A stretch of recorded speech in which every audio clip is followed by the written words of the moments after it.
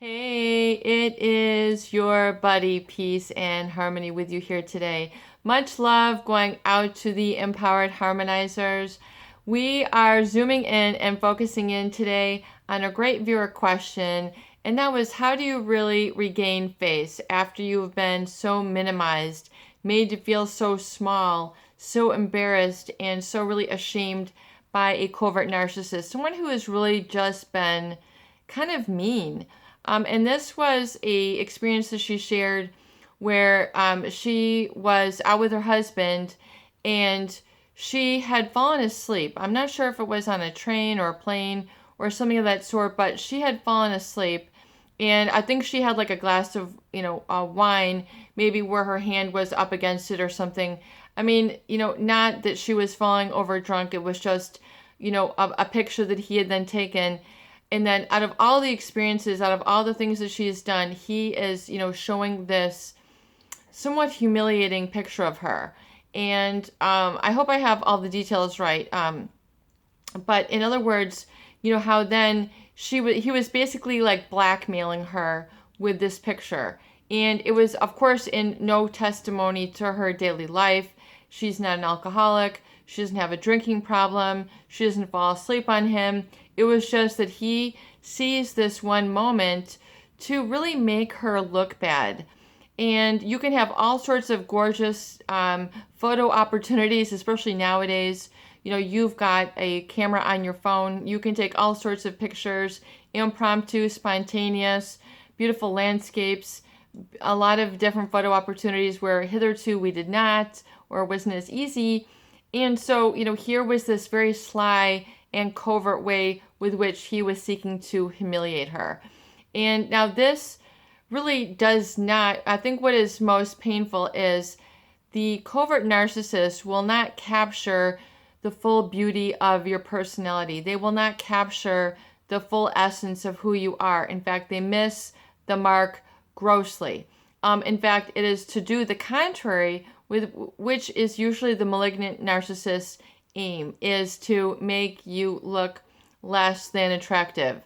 Find these opportunities which you are not, looking your best, feeling your best, or just not representative of you, and those are the images that they're going to put forth. So those are like seething in your mind, or even worse, when they share these with other people in order to keep or create what is known as like a smear campaign, where they have the quote unquote flying monkeys or others that they're getting to gang up on and then agree with, this, and then therefore you start to feel like I'm the one who is at fault. I'm the one who is, in error. I'm the one who is the crazy one. I'm the one who's no good about this, that, or the other thing. When that has nothing to do with reality, it is engineered chaos. It is created drama. It is not representative of the truth, who you are, your good qualities. In fact, it is very much to mar your good qualities and make them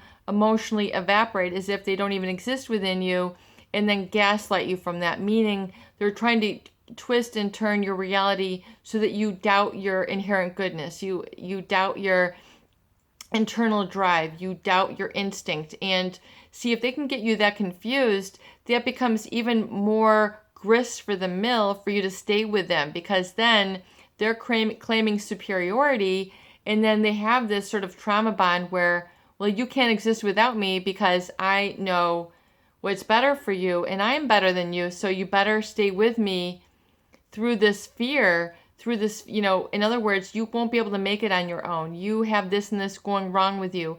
This and this is not right. I am the champion of this. I am the champion of that. And you better stick with me so you can bask in my goodness, basically is the message of the malignant covert narcissist. So they will do these sort of inopportune things and have this blazoned or seething in your mind or embedded in the minds of others, which is oftentimes very, very mean and unfair.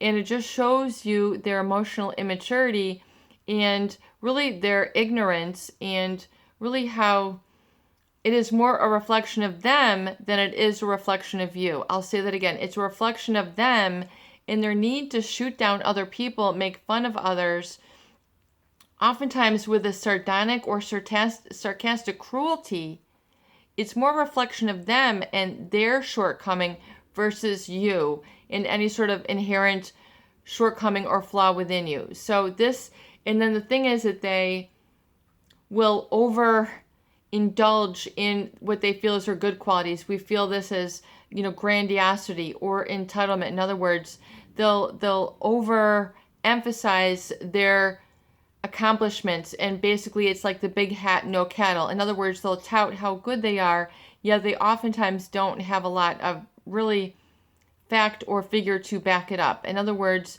it's all an assumed grandiosity or entitlement with which they carry forth their day-to-day get-togethers, their socialization. They tend to socially groom others to make them feel that way.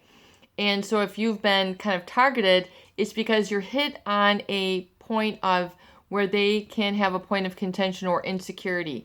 In other words, where do the relationships really begin to test people, but in those that are commitment-based, i.e. marriages, i.e. family structures, i.e. other work dynamic where your professionalism and your integrity could make them look bad because you're working hard and they don't want to work hard. They want to have everything handed to them. So if they can shoot you out of your position, well then look, it has less competition for them and they just slide into home base, just by trying to get other people in trouble. So it's this really, really, it can be very hideous and heinous to be around these people who are trying to always get others in trouble, sabotage, begin to scapegoat things that don't even exist, or trying to get them, saddled with all sorts of these humiliating situations, which, even though you've done all these wonderful things, they're not going to emphasize that because there is usually an insecurity with that relationship. In other words, they don't have the ability to commit in the way that people need to have commitment. So if they can humiliate, it just takes the pressure off of them. They don't have to perform. They don't have to be a good husband. They don't have to be the good wife. They don't have to be the good worker. If they can just do this, it's like, look how bad you are, and then I'm shining by default. So it's like a default light that they tried to have as a spotlight on them just by dimming others' well-being, dimming others' qualities. It's very insidious, very heinous, very hurtful to others who have had to go through this. And oftentimes it's very consistent, chronic, and leaves people feeling very heartbroken. It's not just even more like, you hurt my feelings, but that was like really cruel. But oftentimes they can't own that because of their entitlement. In other words, they have such a narcissistic or, personality disorder that anything you try to confront them with, it doesn't carry any weight. It's like they're waterproof for discussion. It just doesn't go anywhere. It's not up for discussion.